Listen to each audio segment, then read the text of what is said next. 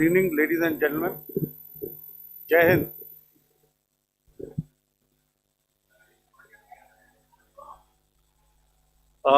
Welcome to this special press conference on Operation Sindoor. We will begin with opening statements by the three senior officers to my right here, who have been directly overseeing operations during Operation Sindoor. We have Lieutenant General Rajiv Ghai, Director General Military Operations, who will cover the aspects related to land domain. Air Marshal A.K. Bharti, to his right, Director General Air Operations, will provide insights on the air domain. And to my right is Vice Admiral A.N. Pramod, Director General Naval Operations, who will cover aspects on maritime domain. Following their briefings, we will move on to the question answer session. I now request the DGMO to commence the opening brief. Thank you, Sandeep. A very good evening to all of you, ladies and gentlemen. You are all by now familiar with the brutality and the dastardly manner in which 26 innocent lives were prematurely terminated at Pahalgam on the 22nd of April.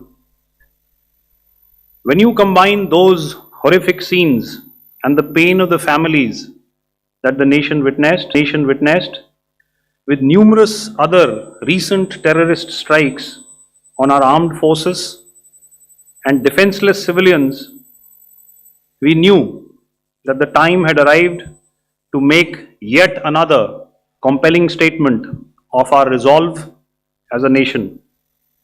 Operation Sindoor was conceptualized with a clear military aim to punish the perpetrators and planners of terror and to destroy their terror infrastructure.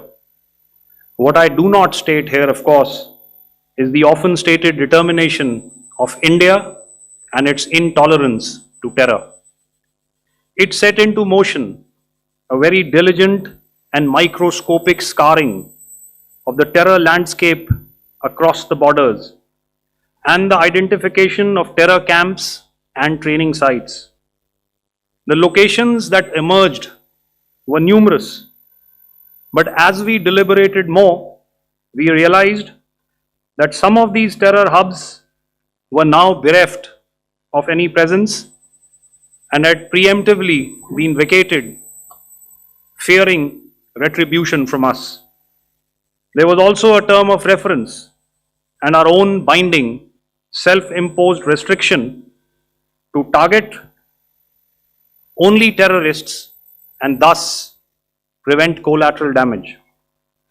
There were 9 camps that you are now all familiar with, which were confirmed by our various intelligence agencies to be inhabited.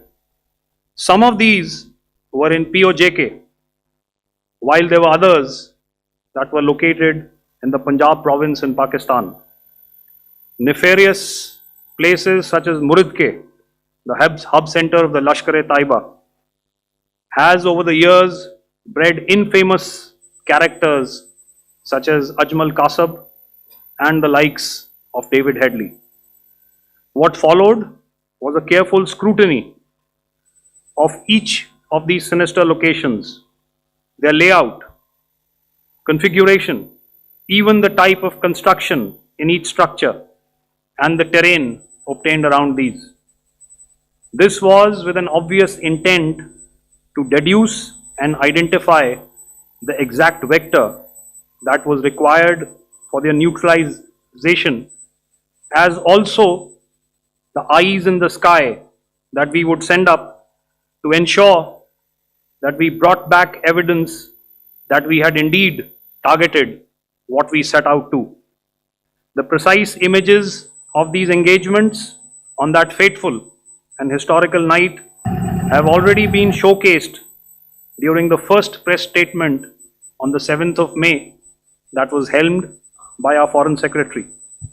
I have no doubt in my mind that we achieved total surprise And those strikes across those 9 terror hubs left more than 100 terrorists killed, including high-value targets such as Yusuf Azhar, Abdul Malik Rauf, and Mudassir Ahmed that were involved in the hijack of IC-814 and the Pulwama blast.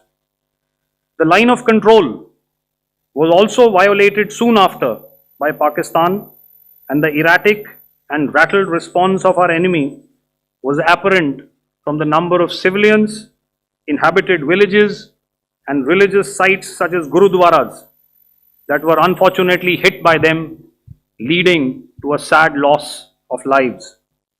The Indian Air Force played a major part in these strikes by engaging some of these camps, and the Indian Navy provided wherewithal in terms of precision munitions. The Indian Air Force obviously had their assets up in the sky, and I will here request Air Marshal Bharti, the Director General of Air Operations, to detail for you the methodology that the men in blue adopted to successfully manifest this mission. Thank you, Rajiv. A very good evening, ladies and gentlemen.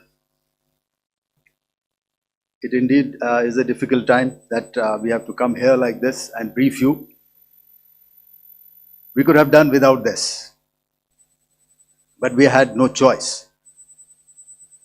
As the Dgmo has detailed, the event was precipitated by the dastardly act at Pahलग. The sequence of events have already been detailed. We carefully selected the targets, and out of the 9 selected targets, the target systems that were given to the Indian Air Force were the notorious training camps at Bhavalpur and Muridke, these being further from the international boundary.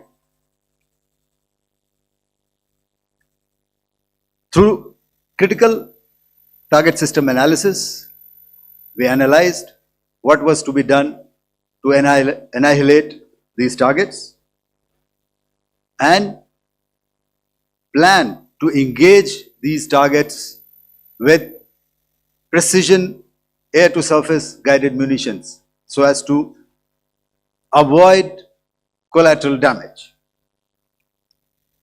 The modalities of planning process I will not go through at this instant. However, what I would like to show you is the results that we achieved through our targeted air strikes. Could I have the second slide, please?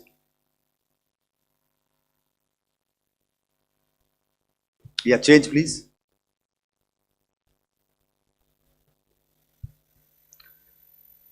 Okay. This is what the terror infra at Muridke looks like. If you see, north is as indicated, and to the right is east, where the international boundary lies. Could we have the next slide, please?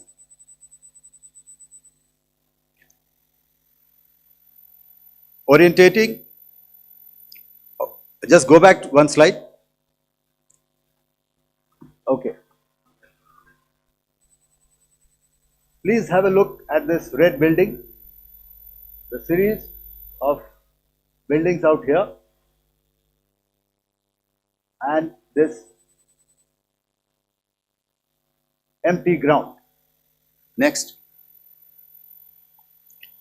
If you relate, the empty ground is here, and you see this is the first weapon that is impacting. This is the impact point number 1 on Muridke training camp with our precision guided weapon on early morning 7.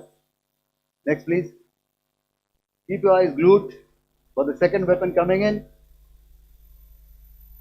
and the second impact on the selected target point.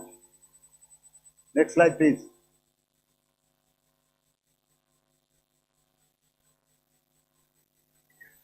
Third weapon, third impact. Continue. and fourth weapon, fourth impact. So through these targeted and precision targeting, we addressed the target at Muridke, which was the turning infrastructure. Can you hear me? All right. Okay, I'll come closer to the mic. Now we go to the next target, which is the Bhavalpur training camp. Next slide, please. Okay, just wait. So the effect, if you see, the impact point, if I can point out, this is the impact point. The ammunition has gone through the roof and it has created a blast inside, the photographs of which you would have, all of you would have seen. And the red building, after that there was this double-story building. It has been completely decimated by our precision targeting. Next, please. The target system, which was in the north, a series of buildings. I will show you how it looked. Next. Completely destroyed by our precision targeting. Next. Now coming to Bhavalpur, this is the target complex that we are dealing with, a fairly large target complex. So we had to carefully choose the points that we needed to address, which were high value and which would meet our stated objectives of eliminating the terrorists. I would like to draw your attention to this red canopy, and in relation to that, I would cover the targets. One target system is a series of buildings here, other one here, and other one out here. Next slide, please. This is how it looked before, and this is how the building looked after the impact of the weapon, and orientation in relation to this red canopy you can see here. Next, please. Before, next, and after. The roofs have completely collapsed. Next. This is the target system. Next. Precision targeting, and we have achieved our objectives here. Next. All right. So that was what we did on the 7th. Our objective was to address these two terrorist camps, and that we did with precision. And thereafter, we maintained a robust air defense posture, because remember, our objective was to target the terrorists and terrorist infrastructure, not any other infrastructure, not the Pakistani military, not the Pakistani any other infrastructure. So that is what we have maintained on the 7th of May. However, what we saw in the evening of 7th of May, we were saturated with a raid of Pakistani unmanned aerial vehicles and small drones. And these came in waves in our civilian areas, over our military installations, and all of them were successfully intercepted. Few of them did manage to land. However, there was not much damage that they did. And we have our robust counter-US hard kill and soft kill systems which did the job. However, the difference here was that we had targeted the terrorists. The adversary now has targeted our civilians and the military infrastructure. So it had to be responded to. So in a quick and calibrated response, that very night, we struck their radar installations at Lahore and close to Gujranwala, the LYT installation, to indicate to him that we are ready, yet we do not want to escalate. Our fight was with the terrorists and not with the Pakistani military establishment. Thank you. Thank you, Air Marshal Bharti. So, ladies and gentlemen, he's outlined operations not only on the night of 6th and 7th of May, when Operation Sindoor commenced, but also on the subsequent night.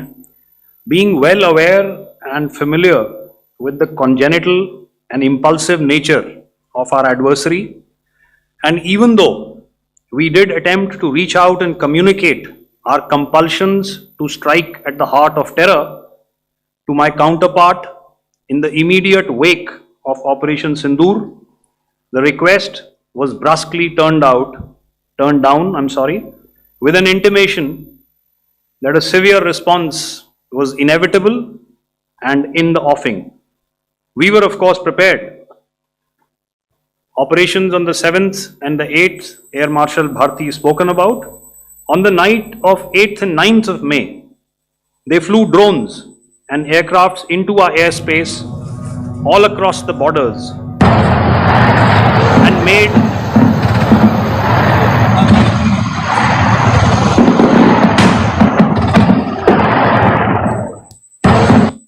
and made largely unsuccessful attempts to target numerous military infrastructure. Violations on the line of control by Pakistan also commenced yet again and precipitated into fierce arty engagements. The air operations on the night of 8th and 9th of May, I'll yet again request the DG Air Operations to cover.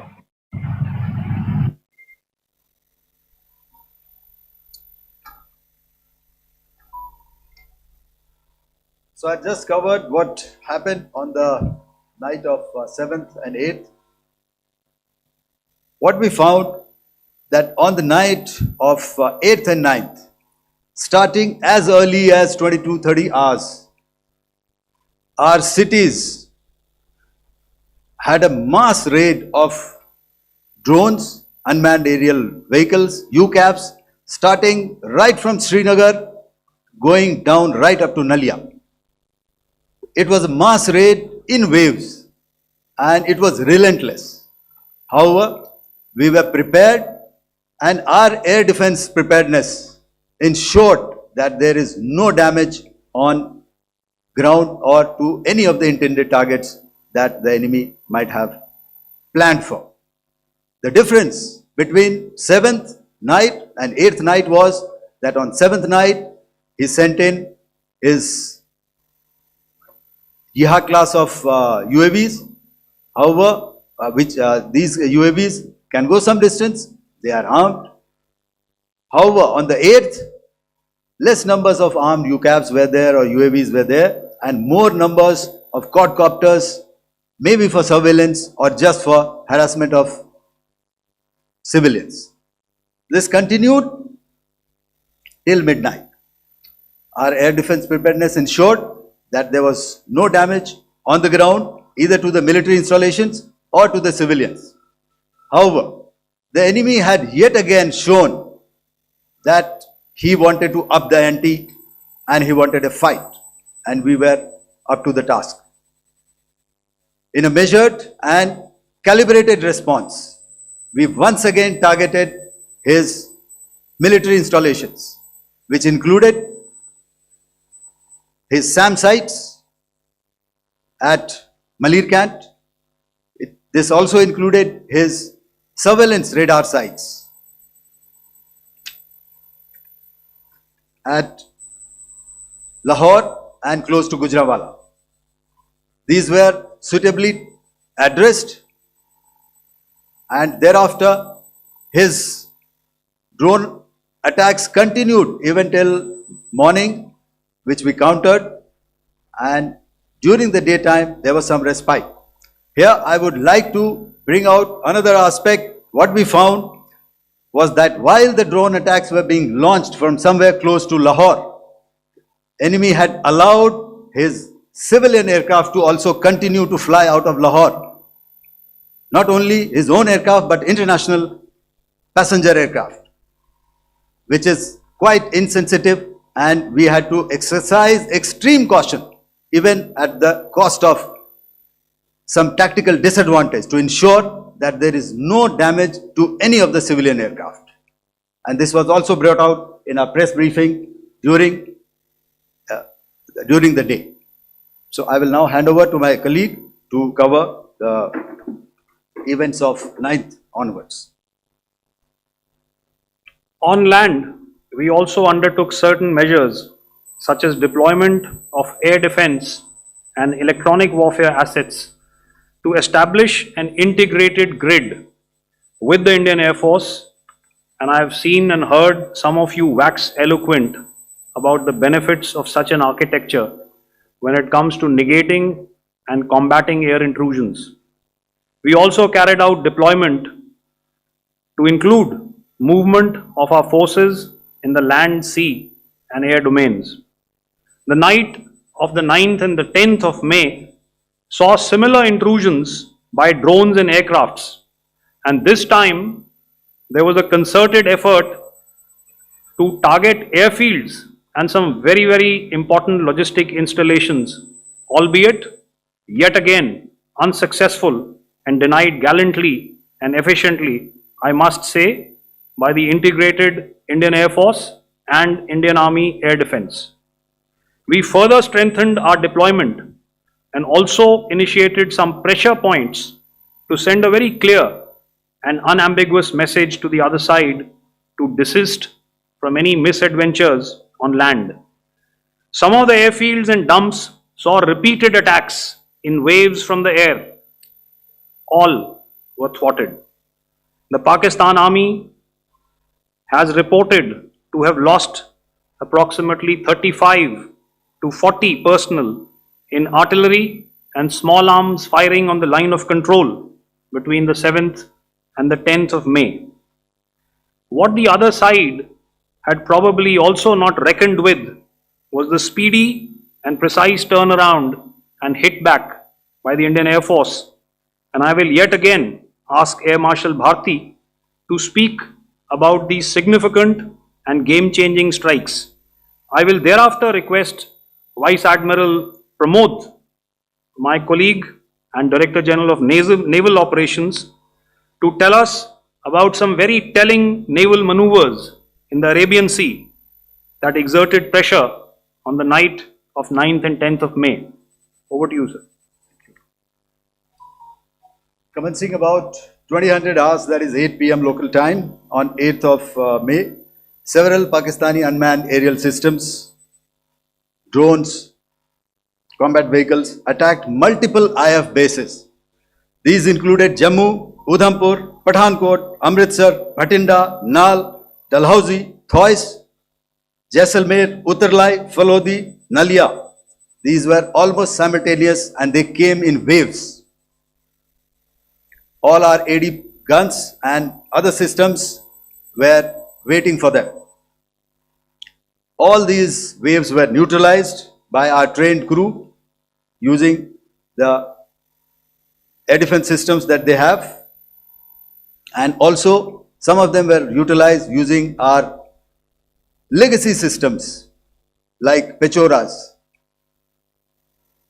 and IF Summer, which we have recently acquired, and some were neutralized by the Garud snipers.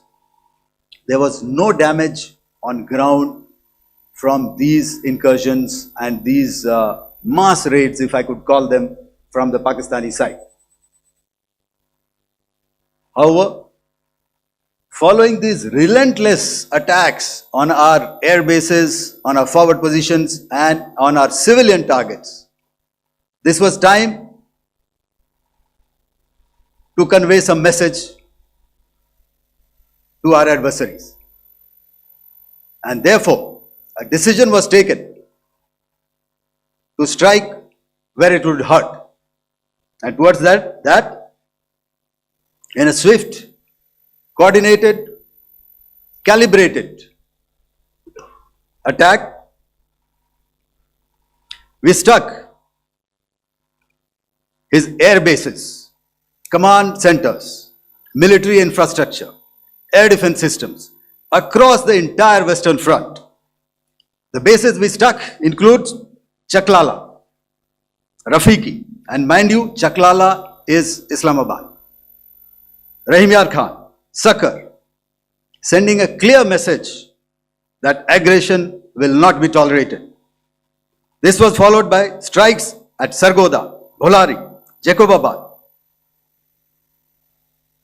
We also struck the C2 centers at Murid, the UAE complex at Murid, Rafiki, radar at Chunia, which I will show you, Rahimyar Khan airfield, and the unmanned combat aerial vehicle hangar at Sakar.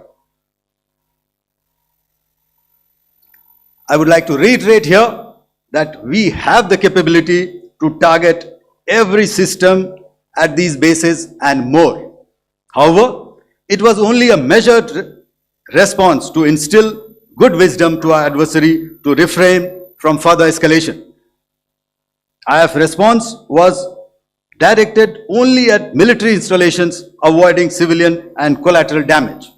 I would now like to show you some of the effects that have been achieved as a result of our air operation.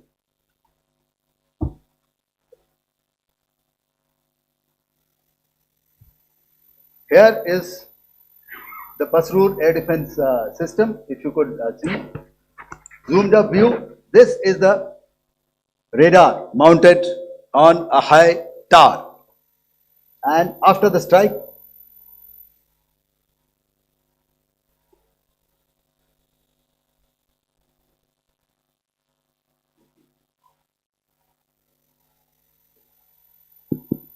thank you. Can you hear me? Yeah, thank you. And after the strike, this is what has happened. This radar has been taken out, completely burnt. Next slide, please. The Chunia air defense radar, which was taken out on 7th and 8th. This is the radar site. A blown up photograph, once again, on a tower. Not very clear, but what you see very clearly is the after effect after we have struck. The radar head has been completely decapitated. Next slide, please. Arifwala air defense radar. In this complex, you see how it looked before, blown up image, and after really blown up. Next. Now coming to Sargodha airfield. Remember, this is one of their important airfields wherein they have a lot of assets, F-16s, other assets which they keep getting, training institutes. And we have stuck this airfield. It is not, if you zoom in here, then one impact point here on the runway and second impact point of our weapon, precision weapon on the runway. And if you see this blown up, repairing going on. Same here. Next. Rahimyar Khan. This is the area we have stuck. A deep strike out here and one complex here. So this is how it looked before, and same, you see a big crater, another crater here, and this complex after strike neutralized. Next.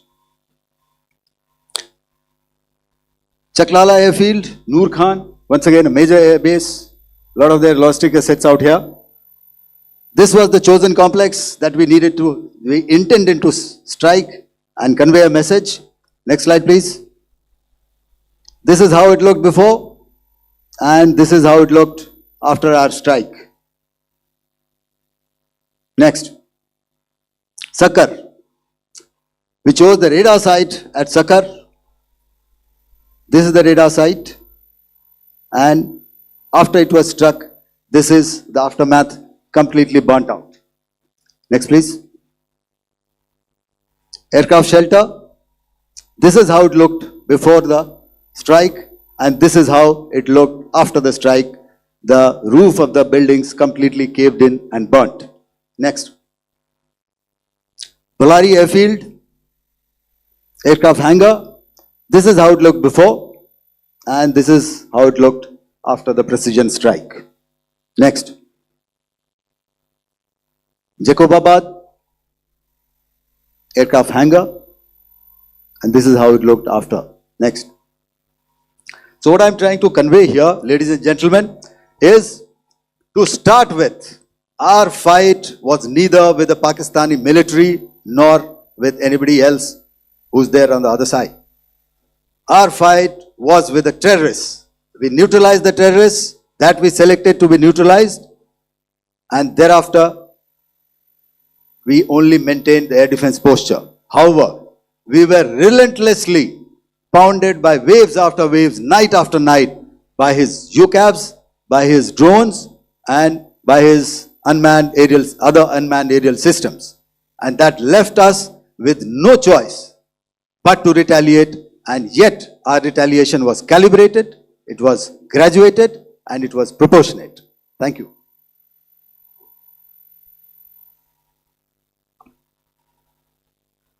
Good evening, ladies and gentlemen. In the aftermath of the cowardly attacks on innocent tourists at Pahlegam in Jammu and Kashmir by Pakistani-sponsored terrorists on 22nd April, the Indian Navy's Carrier Battle Group, surface forces, submarines and aviation assets were immediately deployed at sea with full combat readiness in concert with the joint operation plan of the Indian Defence Forces. You may be aware that we tested and refined tactics and procedures at sea during multiple weapon firings in the Arabian Sea within 96 hours of the terrorist attack. The aim was to revalidate our crew, armament, equipment and platform readiness to deliver various ordnance on selected targets precisely. Thereafter, our forces remained forward deployed in the Northern Arabian Sea in a dissuasive and deterrent posture with full readiness and capacity to strike select targets at sea and on land, including Karachi at time of our choosing.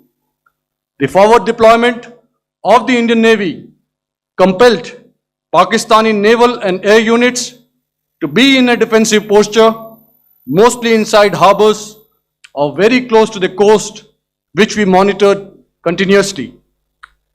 The Indian Navy maintained seamless maritime domain awareness throughout the duration and was entirely aware of the location and movement of Pakistani units. In effect, we had and continue to have good battle space transparency using our maritime domain awareness grid. As you are aware, our response has been measured, proportionate, non-escalatory, and responsible from day one. Accordingly, the calibrated approach considered all options, including the ability of the Indian Navy for offensive action from and at sea.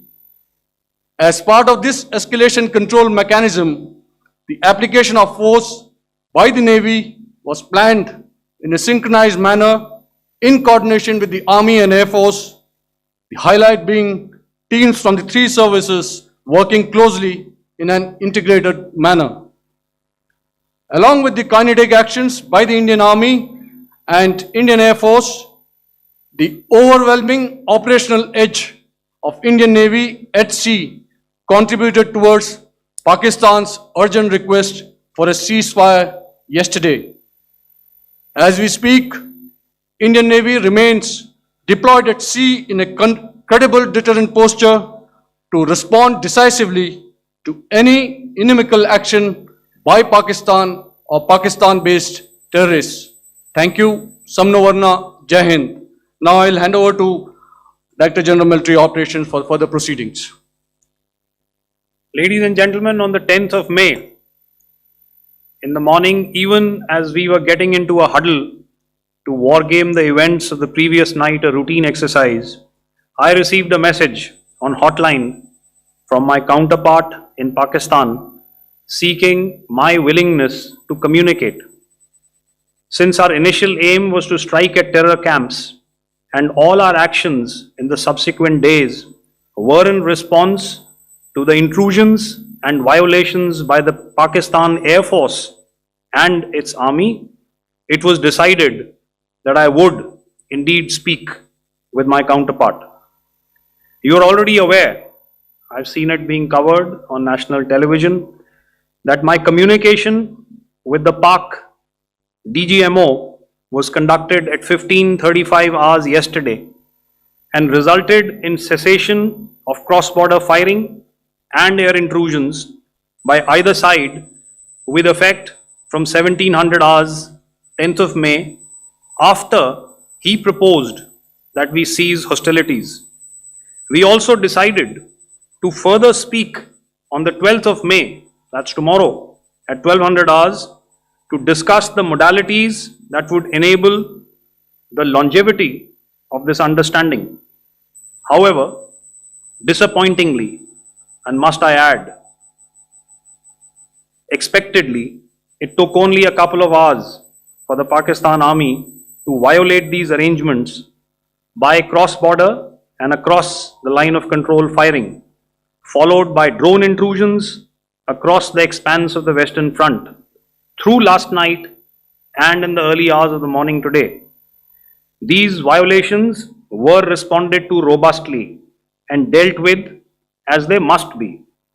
We have earlier today sent another hotline message to my counterpart highlighting these violations of the understanding between the DGMOs on the 10th of May and our firm and clear intent to respond to these fiercely and punitively, if repeated tonight, subsequently or later.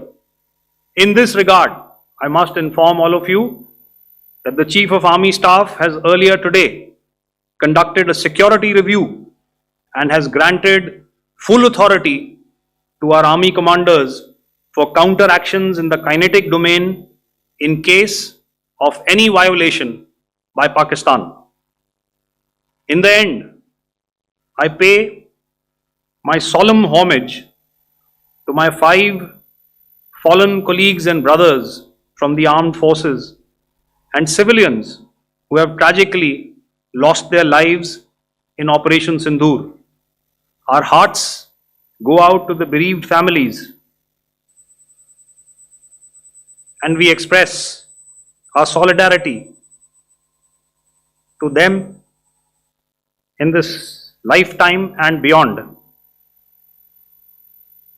at this grave juncture in their lives. Their sacrifices shall always be remembered and spoken of in glowing terms by a grateful nation. We have thus far, ladies and gentlemen, exercised, and my colleague Pramod highlighted this, immense restraint, and our actions have been focused, measured, and non-escalatory. However, any threat to the sovereignty, territorial integrity, and safety of our citizens will be met with decisive force. Jai Hind. Okay, ladies and gentlemen, we are now open for questions. All right, now since I would not know all of you, I would expect you to please raise the placard or your hand, and once I indicate, I expect you to please give out your name and the media group that you belong to. Keep your questions short so that we can take as many questions as possible. Also, ladies and gentlemen, kindly bear in mind that confidential aspects may not be answered by the 3 DGMOs. Right. I got a lot of hands there. Let me start from the left. Left foot always in front when we start marching. So here we have to the left, okay, 238. Hello. So this is Manas Pratimhuyan from PTI, Press Trust of India. So the understanding that was reached yesterday on stopping the military operations and actions, was it for just 3 days? And what would be the cost escalation if there is violation of this understanding by the Pakistani side? And my subsequent question would be that we have a kind of ceasefire agreement with Pakistan that was finalized in 2003. So will there be some kind of similarities in frameworks between the two kind of understandings, 2003 ceasefire agreement and the current understanding on stopping military operations?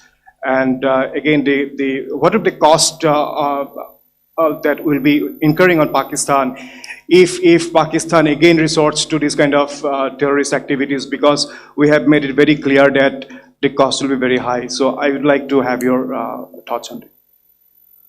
Okay, so I'll answer the latter part of the question first.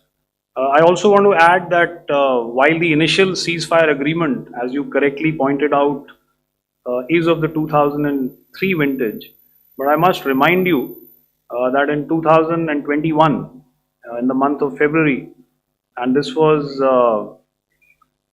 then when the crisis in eastern Ladakh was also on, the two DGMOs had spoken and arrived at a ceasefire understanding that lasted right up until this unfortunate attack at Pahalgam.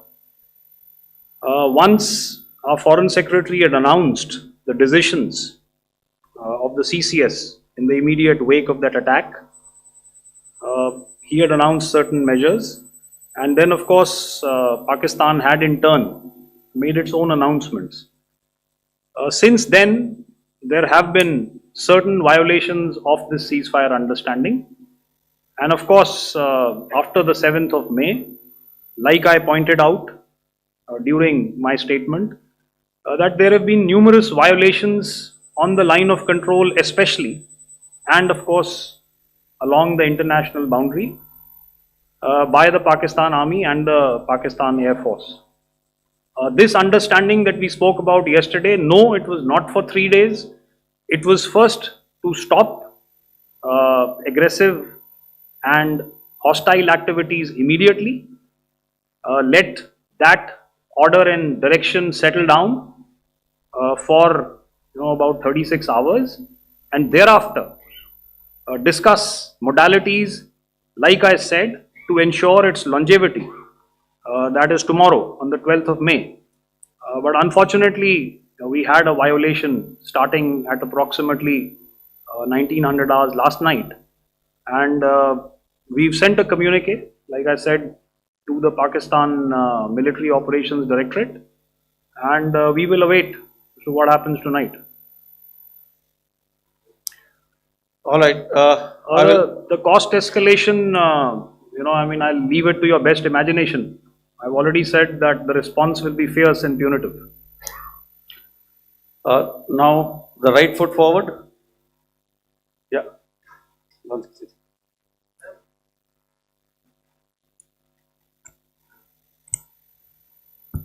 Sir, I am Ajit Dubey from ANI, sir. Sir, my question is that you talked about the loss of lives to the Pakistan army, that was around 35 to 40 kills secured by the Indian army. Sir, can you tell us what would be the total loss of life to the Pakistan army in both army and air force attacks, sir? And how good was the performance of the BrahMos, Scalp and the S-400 during the operations? And sir, since we have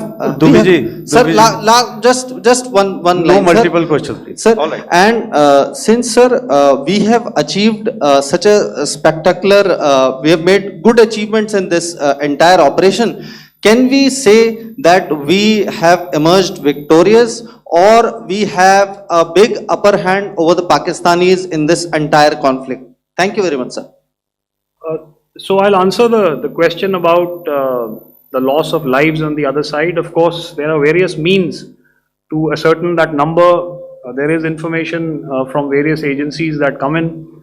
There are, of course, on the line of control, other ways to find out as to what has been the effect of what you are doing there in ceasefire violations. So therefore, I mentioned 35 to 40 on the line of control, and please remember that once Operation Sindoor was launched, the responses of the Pakistan Army were also on Indian Army or the Indian Armed Forces infrastructure. Let me put it that way. So that's why I did not cover casualties of the Pakistan Army, at least in the initial phases of battle, because those were not our targets.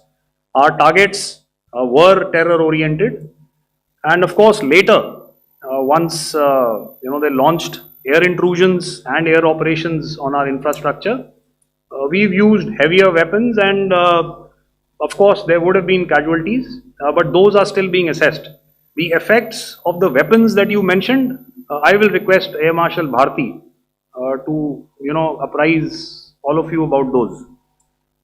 Good evening, Mr. Ajit. How are you? Ajit, okay, you're meeting after some time. I never mentioned about any of the weapons that we used. Check. Okay. What I was saying, that I never mentioned of any of the weapons, the caliber that we used. All right, so we'll leave it at that. Those are matters of operational details which I would not like to go into. But suffice to say that whatever methods and whatever means we have chosen, it had the desired effects on the enemy targets. How many casualties? How many injuries? Well, to start with, our aim was not to inflict casualties, but in case there have been, it is for them to count. Our job is to hit the target, not to count the body bags. In the last part of your question, I wonder if you read out the tweet on ADG-PI at midnight once we'd done what we had to in Operation Sindoor. And that's credit to my friend here on the left. Justice has been served, Ajit. That is all that I will say. Ajit, I'll request you to, refrain putting words into his mouth. All right. Yeah, I'll come back to the left. 147. Sorry, 47. No, 47. Did I see it here or? Yeah. Good evening, gentlemen. Sorry, 147. I saw it there. Sorry. Yeah. Since I've already said 147. Start, please. Hi, sir. Good evening. This is Shivam Patel from Reuters News Agency. Thank you for giving me the opportunity. My question, sir, is how many military targets did Indian Armed Forces strike in Pakistan in response to the attacks from Pakistan? How were these targets selected? And how many troop casualties have been there in total on both sides, if you can give details? Thank you. I'm sorry, where are you? I haven't spotted his. His to the right. Okay. Can you just repeat that for me, please? Sure, sir. So my name is Shivam Patel. I'm from Reuters News Agency. My question is, how many military targets in total did the Indian Armed Forces strike in Pakistan in response to the attack from Pakistan? How were these targets selected? And how many troop casualties have been there on both sides, if you can? So you're speaking of the targets that I mentioned in the wake of the attack at Pahalgam, right? Yeah, I think it's amply clear to everybody here that the Pakistan Army has not crossed the international boundary, neither in the plain sector nor on the line of control. So the intrusions have been in the air. There have been certain attempts on the line of control when ceasefire violations have been on to try and infiltrate and carry out and perpetrate activities that we are all very well familiar with. Whether these are by terrorists or by the Pakistan Army or its special forces and commandos is difficult to say, but each of these have been effectively thwarted. So therefore, as far as engagements of military targets on the other side is concerned, I thought Air Marshal Bharti covered those very well and in detail, and he also mentioned as to how they went about targeting those. I think those images were very clear and very, very graphic in telling us as to what we needed to hit. And you'll remember right at the outset, I said that we even went into what was the construction in each of these locations, and therefore decided on the vector that had to be utilized. Please. Okay, if I could add to what the DGMO has said, I have already detailed the targets. Now, whether it is X numbers or Y numbers is that is immaterial. And what damage have we inflicted? You have seen. What are the casualties on the other side? As I said, that is for them to count. As far as we are concerned, from the air defense side, if they had a choice, they would have definitely come in. They are fighters, there are more numbers of UCAVs. It is not that they did not intend to come in. It is only that our robust AD posture prevented them from coming in. So that must be known, and that must be realized by all the audience here. Yeah, I'll come to the left now, 24.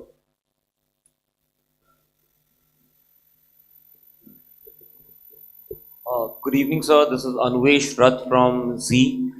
Sir, I wanted to know on the first briefing which was done by FS and two representatives from Air Force and Army, you showed a list where there was 21 places in that list. You have stuck 9. Are more operations going to be held? Is Operation Sindoor still on? And the second question, thank you, sir. Thank you so much. And also, I want to congratulate all three of you for a fantastic operation that you guys have done. Thank you so much. Thank you so much for that one question. Yeah. Sir, the question. Unfortunately, Rath, is that your name? I'm sorry. As far as operational details are concerned, I am not in a position to share those right now. But I think I'll take a cue from Pramod. He said towards the end that the Indian Navy is still in a posture that is deterrent. And I have already made it very clear towards the end of what I said that it's only a couple of hours ago that the Chief of Army Staff has carried out a security review, and he's authorized our Army commanders to deal with violations of any kind from across the borders in a manner that they deem fit. So again, to reiterate, the response will be fierce and it will be punitive.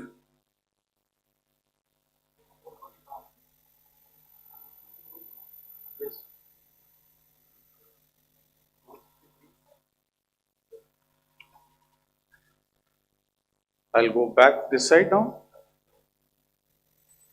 Yeah, 255. She said middle wale kya karenge? So 255. Oh, sorry. Good evening, sir. I'm Shailesh from National Defense. Please allow me, first of all, to pay my gratitude for protecting us Indians. Thank you very much. Sir, since the enemy has been talking about taking down our aerial platforms, it would be deemed fit in case we can reveal that we have taken down their fighter jets. What could be the number? Though you said that they may be not good to reveal the platforms, but since this has come from various quarters in Pakistan, so I believe that we need to answer, in case if you can, sir, if you may allow. The question is for me? Yes, sir. Okay, and if I get it right, you want to know how many of their planes we have downed? Yes, sir. Yes, sir. All right. See, as I said, their planes were prevented from coming inside our border. All right. So we do not have the wreckage with us, but definitely we have downed a few planes. Numbers, we would not like to hazard a guess out here. Okay. I have the numbers, okay, and we are getting into the technical details of it to establish it. So I would not like to put a figure at this time, but definitely there are losses from their side which we have inflicted. Were they Please don't ask. fourth generation plus, sir? No, See, sir, you're putting words into my mouth. Why do you Sir, say fourth generation? Let us make it high tech. Thank you so much, sir. all right. Yeah, 163.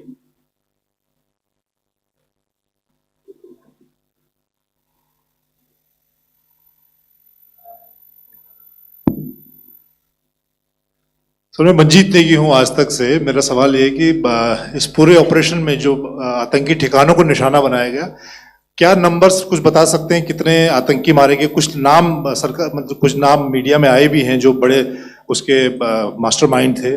और एक सवाल जो आज air force ने भी tweet किया कि operation सिंदूर अभी जारी है और सरकार की तरफ से भी कहा गया।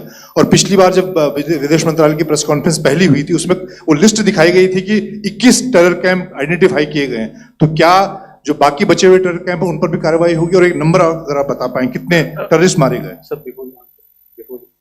Manjeet ji, 3 questions. The third one has just been asked here before. So 21 this thing. So I'll request the first to be answered so that we have more number of people who can ask. Manjeet, जब मैंने statement दिया तो मैंने शुरू में ही कहा कि जैसे ही ऑपरेशन सिंदूर कॉन्सेप्चुअलाइज हुआ तो हमारा जो पीछे की कार्रवाई होती है स्पेड वर्क और टारगेट्स को आइडेंटिफाई और एनालाइज करने की कार्रवाई शुरू हो गई थी। मैंने जब स्टेटमेंट दिया तो मैंने बताया कि बहुत सारे थे, हमने 21 दिखाए होंगे और भी हैं, लेकिन वो लिस्ट फिल्टर करते करते 21 तक पहुंची। अब क्या आगे एंगेज किए जाएंगे? अगर जरूरत पड़ेगी तो जरूर एंगेज किए जाएंगे, लेकिन मैंने बताया कि इस समय जो इंट एजेंसीज ने हमें बताया कि फलाने कैंप में प्रेजेंस है, हमने उनको एंगेज किया। कुछ नाम मैंने लिए, कुछ नाम अभी पुख्ता किए जा रहे हैं। मैंने आपको बताया कि जो इंट एजेंसीज ने अभी तक असेसमेंट किया है उसमें उन्होंने कहा है कि तकरीबन 100 से ज़्यादा मारे गए हैं। और एक आज आपने तस्वीर भी देखी कि काफ़ी प्रोमिनेंट जो फ्यूनरल था, काफ़ी प्रोमिनेंट एक जो हस्ती हैं वो ऑर्गेनाइज कर रहे थे, और उस फ्यूनरल में और कौन कौन लोग अटेंड कर रहे थे वो तो आपने देखा ही। तो आप लोग सब समझदार हैं और मुझे ये कहने की ज़रूरत नहीं है कि इन लोगों को कहाँ से सपोर्ट मिल रहा है। अगर नहीं मिल रहा होता तो ऑपरेशन सिंदूर नहीं होता, तो उसी की वजह से है ये ऑपरेशन। तो मेरे ख्याल से मैंने आपके सारे सवालों का जवाब दे दिया है। Ma'am. Sir, next is from 17. Sir, मेरा नाम अंजू निर्वाण है, TV9 भारतवर्ष से। सर, मेरा सवाल ये है कि ऑपरेशन सिंदूर में हमारी जो इंडियन नेवी है उसके बारे में सर थोड़ा सा बताएं कि किस तरह की उसकी भूमिका रही, क्योंकि हमने इस दौरान सर देखा कि बहुत सारी स्पेकुलेशन भी रही और ये बोला गया कि कराची तक हमारी नेवी ने ऑपरेशन किया है। तो सर इस पे थोड़ी सी क्लैरिटी चाहिए। और सर हमने कौन कौन से फाइटर एयरक्राफ्ट डाउन किए हैं, अगर उसका भी थोड़ा सा क्लैरिटी मिल जाए तो अच्छा रहेगा। तो मैं आपका पहले सवाल का जवाब दूंगा। I will make few sentences and leave it for your imagination. First of all, as I mentioned, we have quantitative and qualitative edge to deliver a massive blow to our adversary, and we completely dominate in the maritime front. Indian Navy's action is part of the escalation ladder mechanism which we have worked out amongst 3 services. This time, if Pakistan dare take any action, and Pakistan knows it, what we are going to do. That's all. आपके सवाल का जवाब मैं पहले दे चुका हूं। आपके सवाल का जवाब मैं पहले दे चुका हूं, इसलिए मैं बस उस तक ही सीमित रखूंगा और इतना कहना चाहूंगा कि आने वाले दिनों में आपको खुद ही पता चल जाएगा और ऐसी बातें छुपी नहीं रहती हैं, तो पता चल जाएगा। So at this time we'll just let it be. Okay, ladies and gentlemen, we have 1 or 2 more questions, sir. So Please, please, they are going to be outside, you can speak to them there also. 104, 104.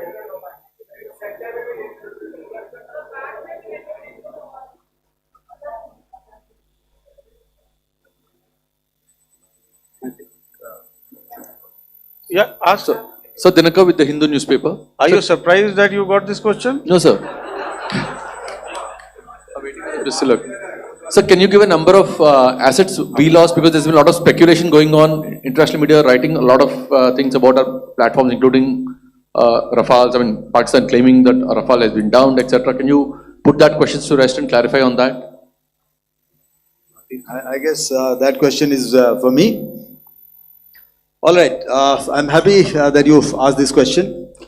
You know, we are in a combat scenario, and losses are a part of combat.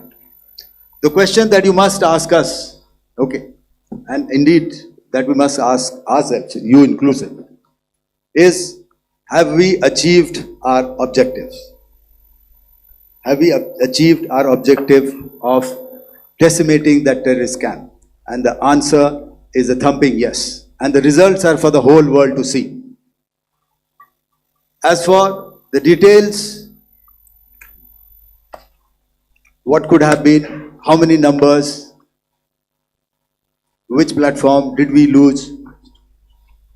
You know, at this time, I would not like to comment on that, because we are still in a combat situation. And if I comment on anything, it will only be advantage adversary.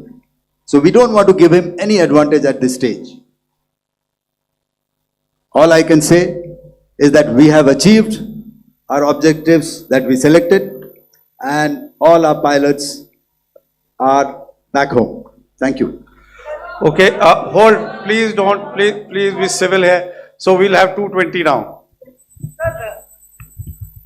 Hello sir, this is Anita Chaudhary sir from Swadesh newspaper. मेरा सवाल है, क्योंकि ये हमारे जो पहले जो action रहा वो आतंकवाद के खिलाफ रहा, तो आतंकवाद में अजहर मसूद की तरफ से एक बयान जारी किया गया था जिसमें उन्होंने कहा कि हम इसका बदला लेंगे और जाल जाल रुलाएंगे। तो क्या अगला, अगर खुदा न खास्ता अगला टेरर अटैक किसी भी तरह का होता है, तो क्या उसे एक्ट ऑफ वॉर में हमारी तरफ से लिया जाएगा और उसका क्या माकूल जवाब दिया जा सकता है? मेरा इसमें सिर्फ एक ही जवाब है आपके लिए कि हमने अपनी कार्रवाई करी। हमने उसके बाद मैंने अपने स्टेटमेंट में भी बताया कि ये कम्युनिकेट करने की कोशिश करी कि हमने इस तरीके से ये जो स्ट्राइक्स हैं वो क्यों की। लेकिन जो हमारा एडवर्सरी है उसने जैसे मुनासिब समझा वो कार्रवाई करी। तो आपने देखा कि ये जो एक्टिविटीज़ चल रही हैं 3-4 दिन से, ये कोई वॉर से कम नहीं है। नॉर्मल सर्कमस्टांसेस में एक दूसरे देश की एयरफोर्सेस हवा में नहीं उड़ती हैं और एक दूसरे के ऊपर स्ट्राइक्स नहीं करती हैं। हर रात इंट्रूजन्स नहीं होते हैं। लाइन ऑफ कंट्रोल पर सीज फायर वायोलेशंस, आपके एक साथी ने सवाल पूछा था शुरू में, एक सीज फायर अंडरस्टैंडिंग था, वो भी जा चुका है। उस सीज फायर अंडरस्टैंडिंग के जाते जो फायरिंग हो रही है लाइन ऑफ कंट्रोल में, उसमें घुसपैठ की कोशिश हो रही है।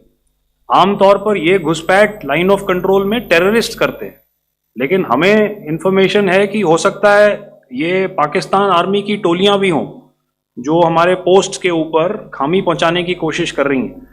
तो ये सारी एक्टिविटीज तो वॉर में शामिल हैं। तो ये कहना मुश्किल है कि आगे क्या होगा, वो स्पेक्यूलेटिव जोन में आ जाता है और मैं स्पेक्यूलेट नहीं करना चाहता हूँ। हर एक सिचुएशन अलग होती है और उससे एक तरीके से डील किया जाता है। सर मैं एक सवाल इसका मैं जवाब देना चाहता हूँ, एक मिनट। सो जो मिलिट्री होता है, our main job is to prevent war and maintain peace and stability. So it is not that our response is a graded response. That means अगर किसी ने किया तो उसको graded उसमें किया, जैसे terrorist action हुआ तो what we did is a terrorist action and we destroyed all the terrorist camps. उसके बाद आपने देखा कि उनने थोड़ा सा कोशिश किया तो हमारे एयरफोर्स एंड आर्मी ने क्या किया, तो मिलिट्री टारगेट्स हैं उनको उनके ऊपर थोड़ा. So our aim is to maintain peace and tell our adversary that you do this and the response will be bloody. Okay, now as per the, please, we'll have 166 and 25 and after that no more please. Sir, this side.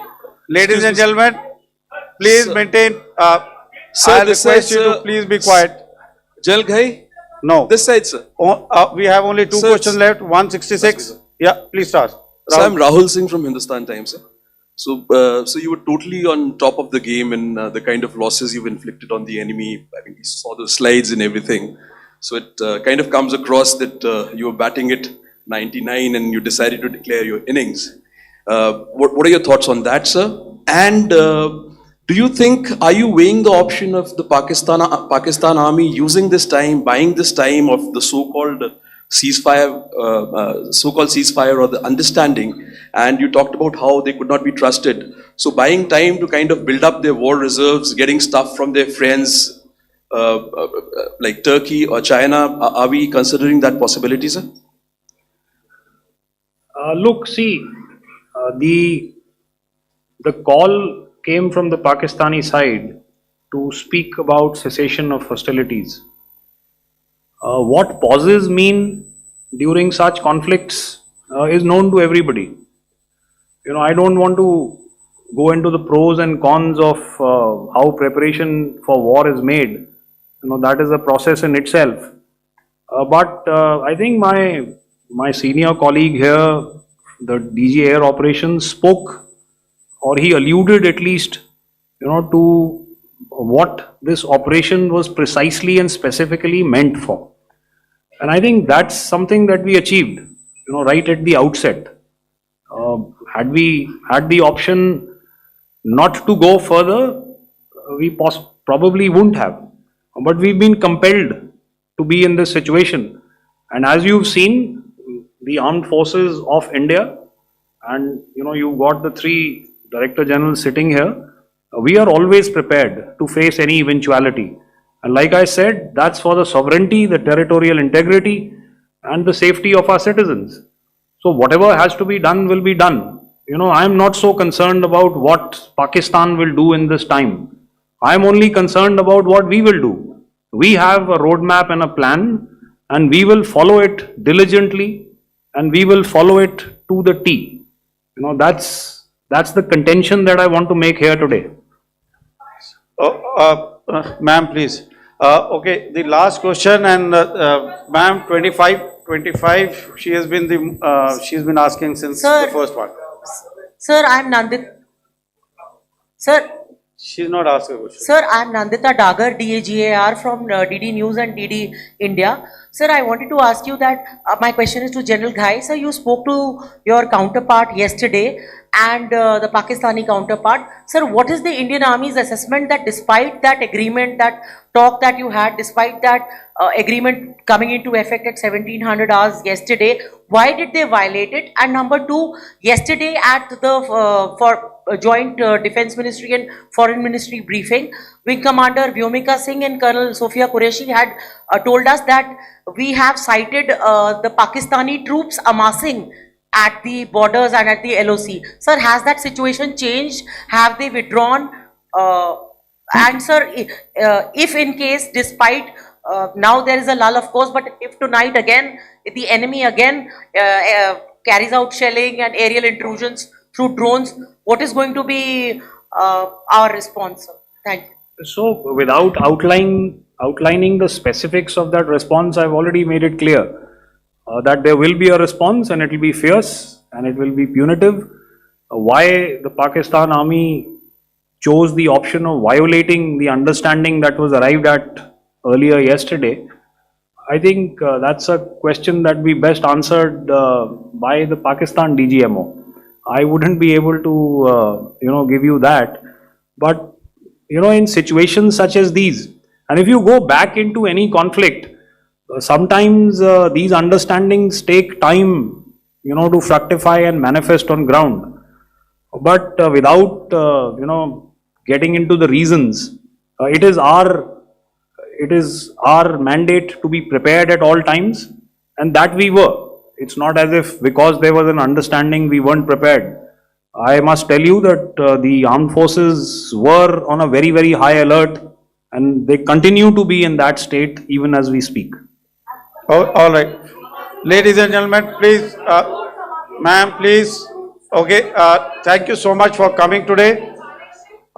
Those who have missed asking a question, those who have missed, see, I knew I'll grab this attention from you like this. Those who have missed the opportunity to ask a question can give me a written one. I'll definitely get back to you with that. And also, they are they are invited for a cup of tea in my office day after tomorrow. Thank you, ladies and gentlemen, for coming. Thank you. Thank you very much. Jai Hind. Jai Hind.